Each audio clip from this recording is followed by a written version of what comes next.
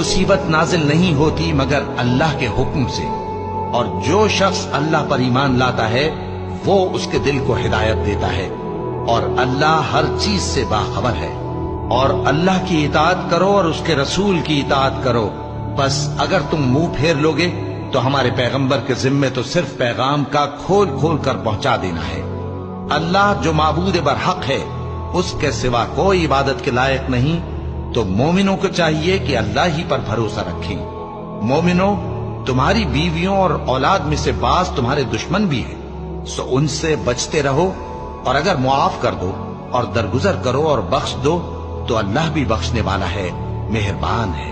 تمہارا مال اور تمہاری اولاد تو آزمائش ہے، اور اللہ کے ہاں بڑا اجر ہے، سو جہاں تک ہو سکے اللہ سے ڈرو اور اس کے احکام کو سنو اور اس کے فرمانبردار رہو اور اس کی راہ میں خرچ کرو، یہ تمہارے حق میں بہتر